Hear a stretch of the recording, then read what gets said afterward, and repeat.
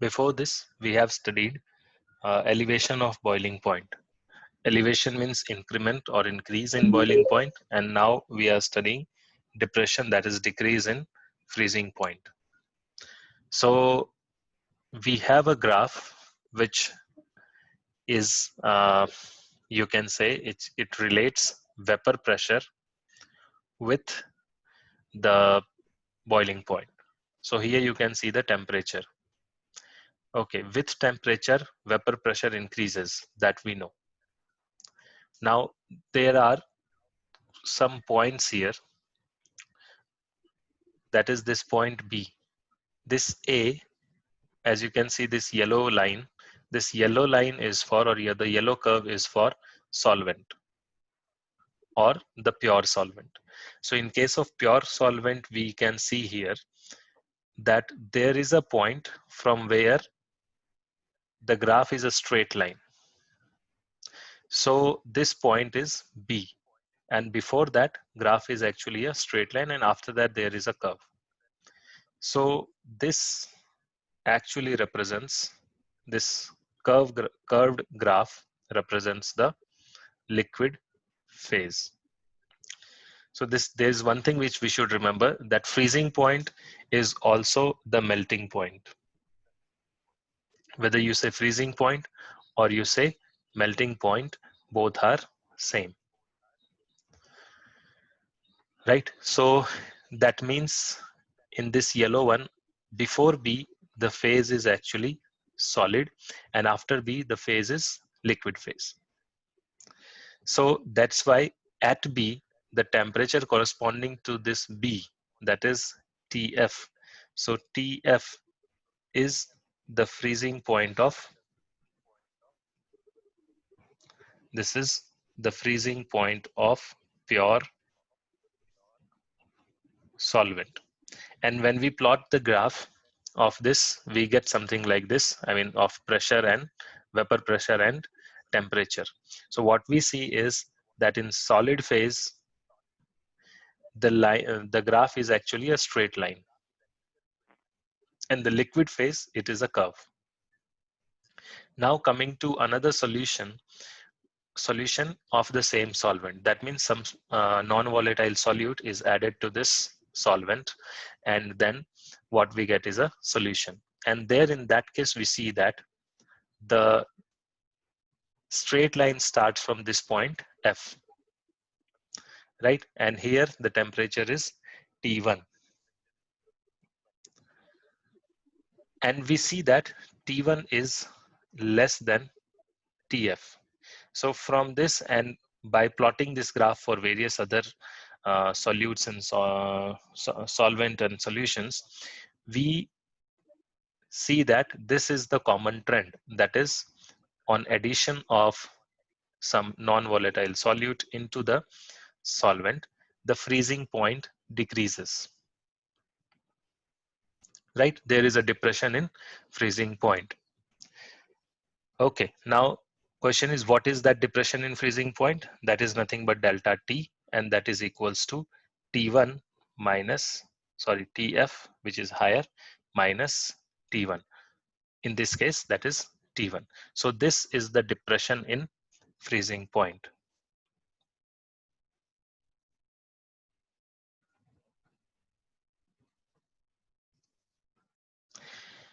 And we also see that whenever there will be a pure solvent, it will get dissolved, it will get solidified or freezed at a higher temperature, while a solution will take more time to freeze, or we can say we'll have to decrease the temperature more as compared to pure solvent. So that's what we conclude from this experiment and the graph, right? And when more solute is added, that is this pink line, solution 2. So when more solute is added, so that means here I can say that in this case,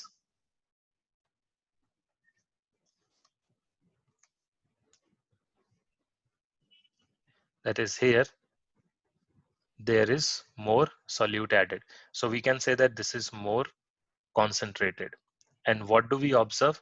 That the freezing point has again gone further down. So again, we'll need less temperature, even less temperature to completely or to freeze or to start the freezing process of this solution. So solution has a lower freezing point as compared to the pure solvent, and you keep on adding solute to it or you keep on increasing the concentration, the freezing point will keep on going down. Okay, so and it is closely related to vapor pressure as well, which we can see there in this graph.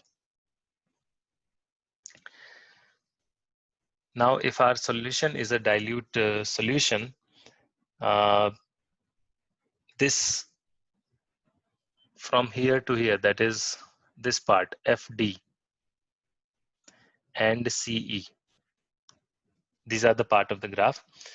So for dilute solutions,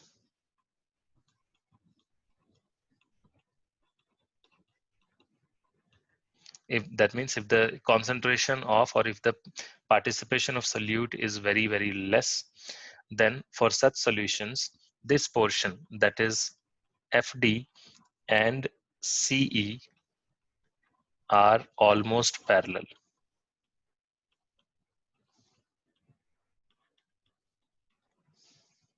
Again, it is given almost parallel. They are not exactly parallel. So they will be almost a straight line. And we know that here we have BC. So that is also a straight line. Plus BC is anyways a straight line. So that means what? We have set of similar triangles. So it is like this. So this is CE.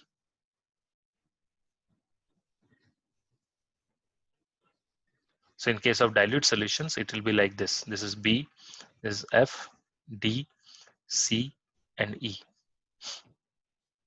So what we can see here is set of two similar triangles, that is BFD or BDF and BEC are similar triangles. So I'll write that BDF, triangle BDF and triangle BEC are similar. Now, if they are similar triangles, so what will happen? Their corresponding sides ratio will also be same. That is, if from here, if I take DF, right, then on the second side, I should take,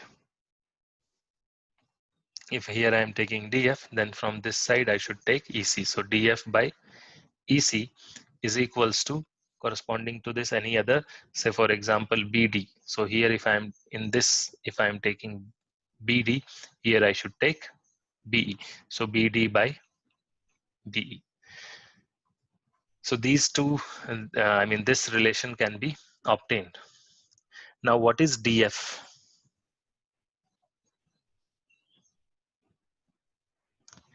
DF is this, that is nothing but change in TF minus T1.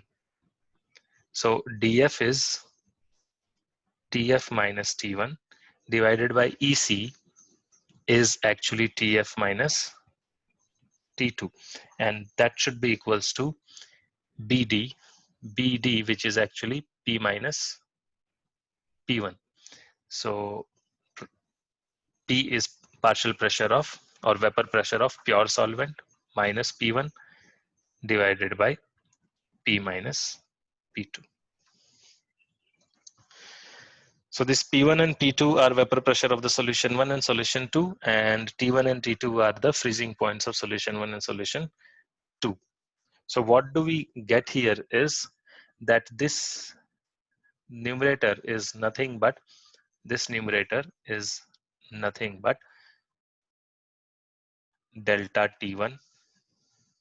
We can say that is when the temperature changes from Tf to T1, or the freezing temperature or freezing point changes from Tf to T1, and this is delta, suppose delta T2, right? And what is this? This is actually lowering of vapor pressure, that is change in vapor pressure. So this part is change in vapor pressure, and this part is change in freezing point. And what do we see here? That they are proportional. So what I can say here now is that this delta T, that is change in freezing point or lowering of freezing point or depression in freezing point, all are same, is proportional to the vapor pressure of pure solvent minus vapor pressure of the solution. So P is, or say P naught, is vapor pressure of pure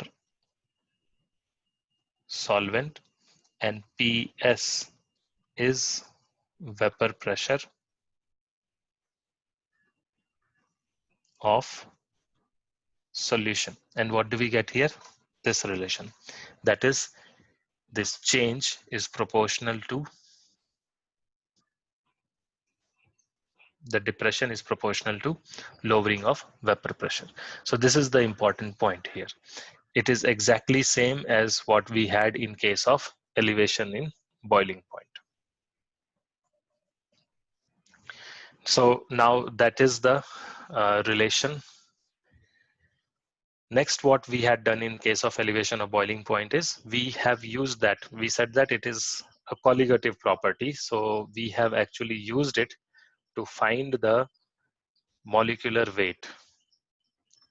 Same way here also we'll use this concept to find the, or to determine the molecular weight from depression of freezing point. So how to do that? How to find molecular weight? So that we'll see next.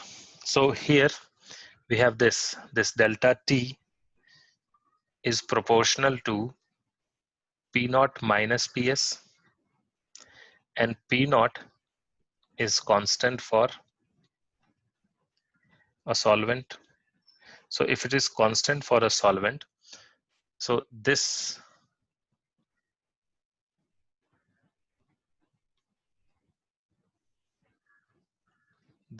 delta T can also be written as proportional to P naught minus PS divided by P naught.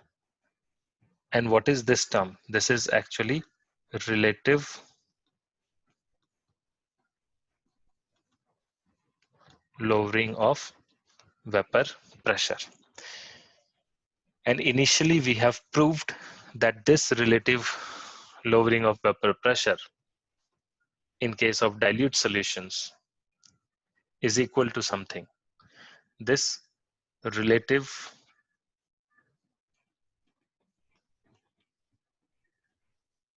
lowering of vapor pressure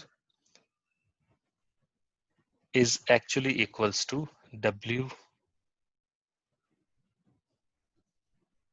by M into capital W by capital M. This was our Raoult's laws.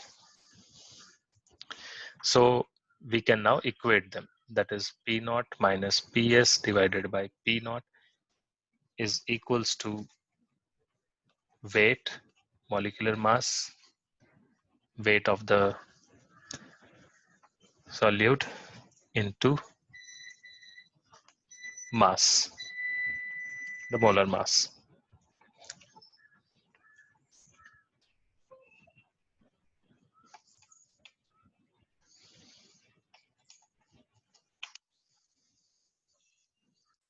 Is it visible still?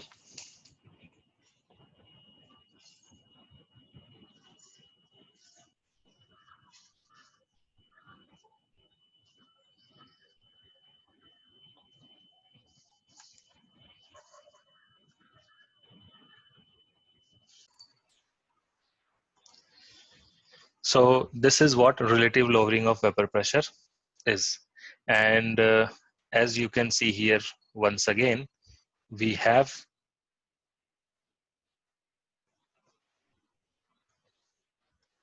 as you can see here, this is again a similar relation which we have already seen earlier, which has relative lowering of vapor pressure and what else we have? We have this expression involving the weights and the masses. And if we talk about this capital M, so this capital M is actually the molar weight or molar mass of pure solvent. So if that is known or constant, that's actually known and constant. Any compound's molar mass will be, if it is known, it is constant. So this M is constant. So this can be written as this P naught minus PS, that is for the solution, divided by P naught is equals to W by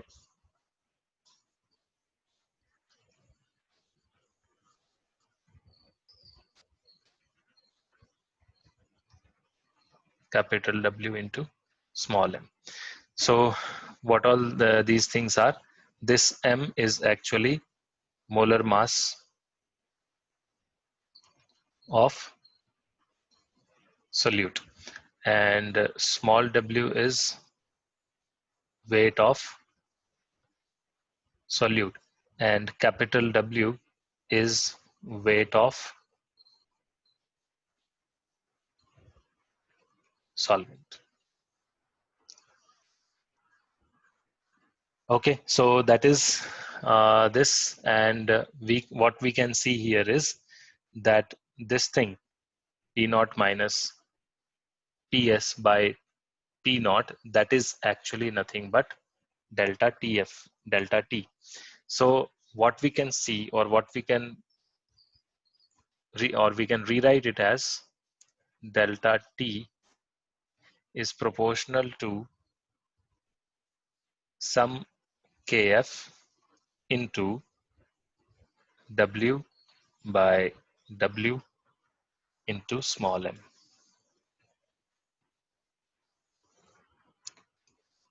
Correct? So this is our final expression, or we can say that delta T is equals to KF W by M into capital W. This capital W is nothing but weight of the solvent. So this is our final expression, which we will be using in our calculations. But we should know the derivation, because at various points we know, it can be used, or we can actually, we may have to get help from somewhere, or we may have to start from somewhere in the between whenever we have to solve some problem in some problems. Now this KF, just like we had KB, this KF is now important for us. This KF is freezing point constant. So there are various names for this. It is called freezing point constant, or it is also called cryoscopic constant. Cryoscopic constant. And it is also called molar depression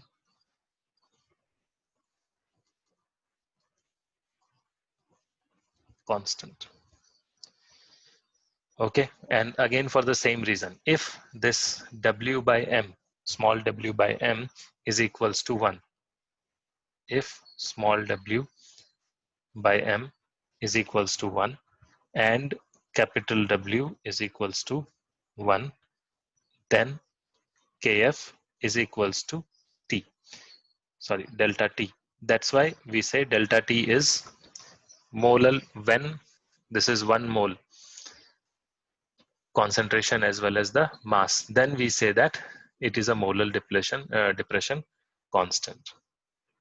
So what is molar depression constant? It is actually the freezing point depression, that is equals to delta T, produced when 1 mole of solute is dissolved in 1 kg of solvent, right? So Kf, or molar depression constant, is equals to, what we see here is equals to delta T. So we can say that this is equals to freezing point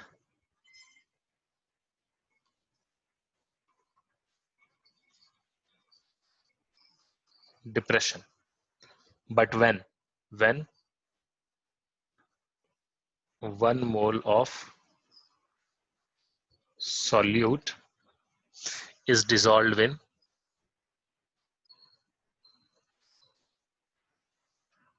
1 kg, this W should also be 1. So 1 kg of solvent.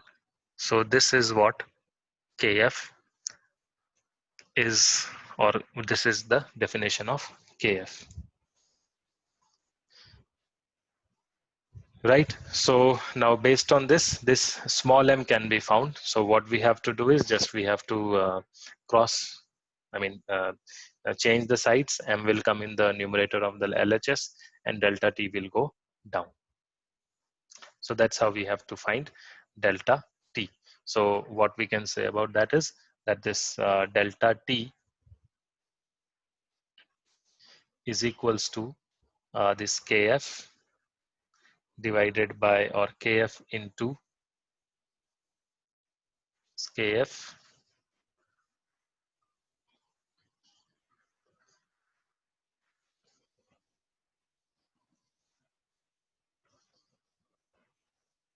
into small w by small m into 1 by w.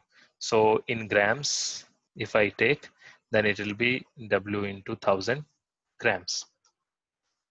Sorry, if w is given in grams, then this will be w by 1000. So we are changing from grams to kg. So that is equals to, that means this delta T is equals to Kf into this weight of the solute into 1000 divided by molar mass of the solute into weight of the solvent. And from this molar mass of the, this is what we have to find.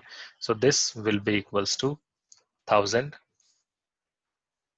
into Kf into the weight of solute divided by weight of solvent into delta T.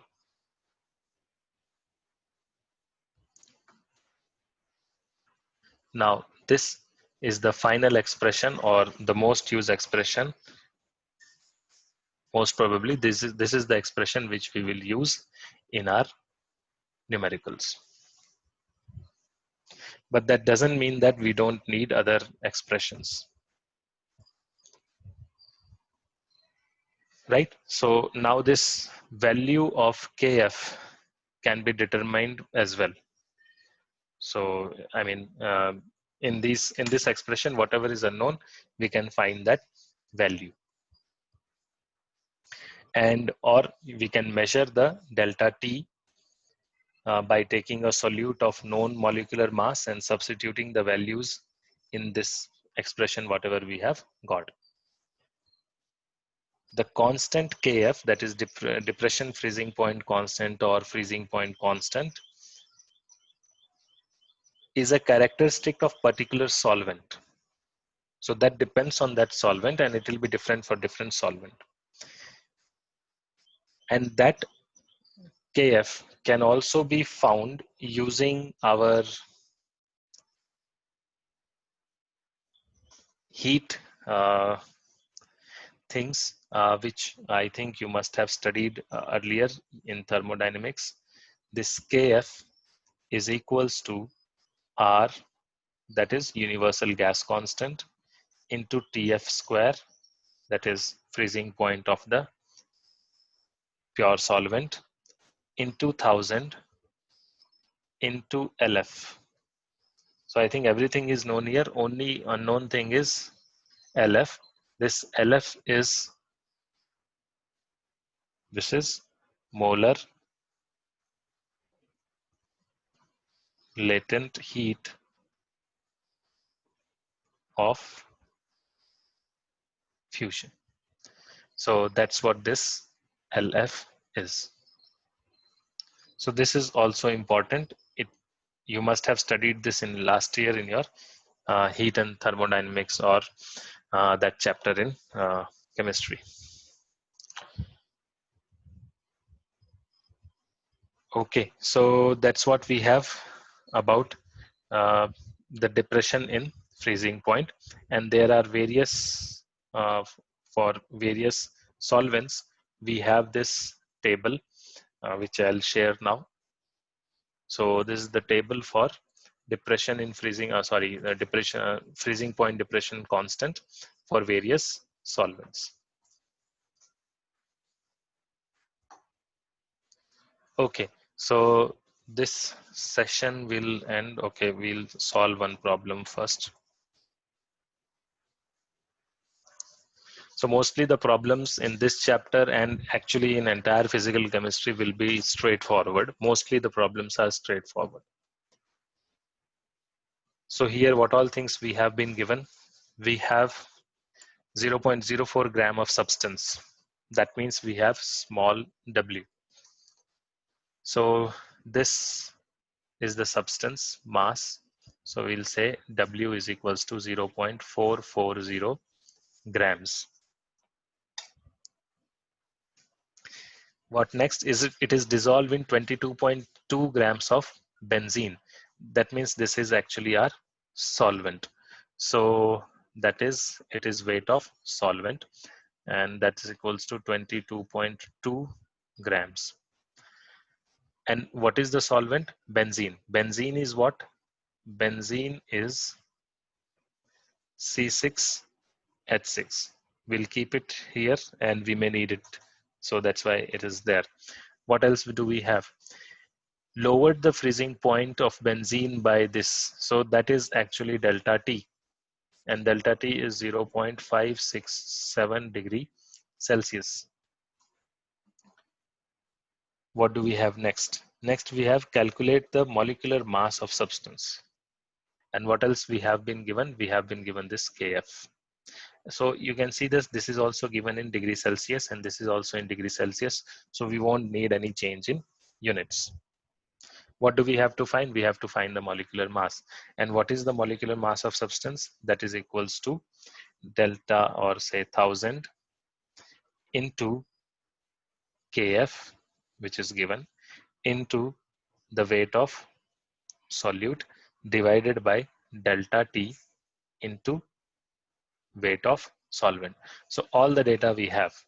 So what will be this molecular mass? This will be 1000 into Kf, that is 5.12, into weight of this, that is equals to 0.440 in grams, because here it is given in grams and we have already multiplied it by 1000. So we don't need to do anything about that. So next is divided by delta T, that is 0.567 into weight of this, that is 22.2 grams. Done. So that is our, that's what is the, or if we calculate this, that will be our molecular weight, right? So that molecular mass in this, okay, so it comes out to be 178.9. This is the molecular mass, and that's how we are going to calculate this, or that's how we are going to solve such problems.